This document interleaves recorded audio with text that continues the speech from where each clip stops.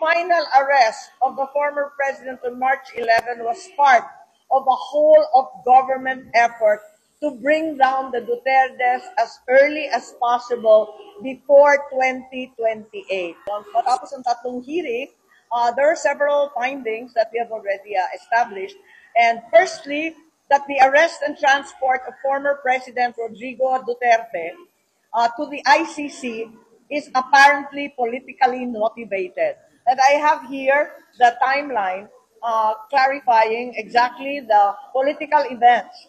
Shortly after, for example, when the former president started criticizing the constitutional change or the People's Initiative, the government responded by saying that the Philippines was an open country and could only stop the ICC if it did something illegal.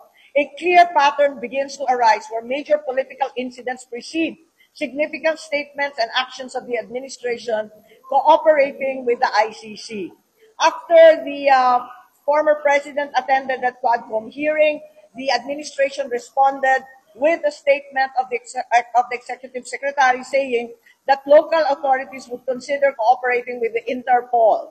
After that, when the pro-administration congressmen were told to tone down, to impeach because of the massive peace rally of the Iglesia ni Cristo, the administration responded by concocting Oblan Tugis, or Operation Pursuit, followed by the statement of the Secretary of Justice that the Marcos administration is open to sitting down with the ICC to discuss areas of cooperation. So it's apparent that the final arrest of the former president on March 11 was part of a whole of government effort to bring down the Dutertes as early as possible before 2028. So maliwanag to, no? Sa umpisa, yung constitutional change or the People's Initiative. Thereafter, the Committee on Human Rights and the Quadcom. And thereafter, the ICC started arriving as of October. The foreign investigators, lawyers, etc. Started to work on obtaining a warrant of arrest. And even since VP Sara continues to be a threat until 2028, even without former President Duterte, the House of Representatives conducted investigations on the president's, on the OVP's confidential funds and eventually impeached her. So I have this Lakas party agenda indicating in their action plan dated 22 April 2025, Oplan Horus, indicating that they had 9 billion in funds and that the plan to attack included the PNP, the Congress cooperating with Senator Trillanes and the ICC to get a warrant of arrest, and the impeachment of the VP through the use of AIX, AKAP, and TUPAD. So I have a copy of this action plan. It's very clear.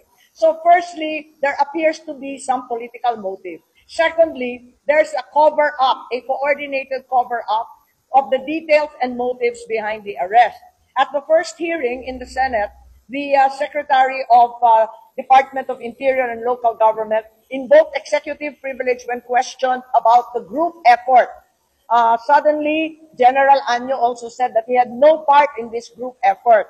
So another potent weapon of the government was to invoke executive privilege as well as a sub judice rule, or the claim that these cases were already pending in court, when in fact this was clearly misleading because already we know that there is no warrantless arrest involved and that there was no reglementary period requiring General Torre to rush the former president to The Hague.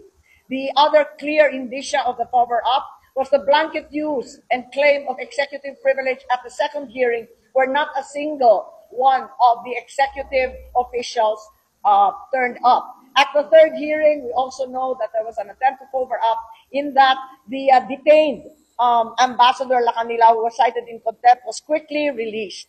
And also the committee received information that the administration has launched a communication plan to divert this week and the following weeks, divert the attention of the people from the arrest of PRRD to the issues in the West Philippine Sea and the alleged China troll farms.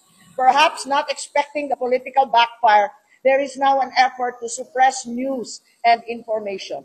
Thirdly, if we are saying that there appears to be political motivation, there appears to be a concerted cover-up, thirdly, there are possible criminal and administrative liabilities. Hence, we are inclined to recommend to the Ombudsman the investigation of the DOJ for the violation of anti-graft and corrupt practices, for sanctioning an invalid administrative arrest against the President in contravention of the Yuan Wenle Supreme Court case in 2023, usurpation of judicial functions, grave misconduct, and conduct prejudicial to the best interest of public service. Also, against General Marbil, Chief PNP, possibly liable for arbitrary detention, violation of anti-graft, grave misconduct. Also, under DILG, arbitrary detention, similarly anti-graft, grave misconduct. General Nicolas Torre III, arbitrary detention, 2 counts. First, under former President PRRD, the other against former Executive Secretary Medialdea. Secondly, violation of RA 7438 for not allowing VP Sara to enter as counsel and as immediate family, and forcing former President Duterte's lawyers to leave him. Violation of 3019, allowing himself to be induced or persuaded to perform an act in violation of laws, regulations, and rules in connection with his official duties. Fourthly, grave misconduct and conduct prejudicial to the best interest of public service.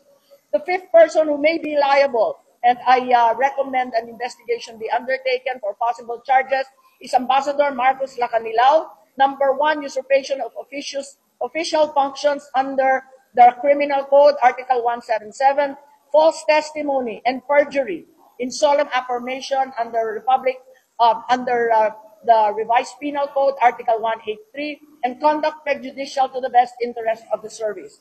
I will provide this memo, which is the draft for the Tuesday further report, and I will also leave the timeline where it is very clear that political events seem to have initiated the legal and other illegal actions that were undertaken.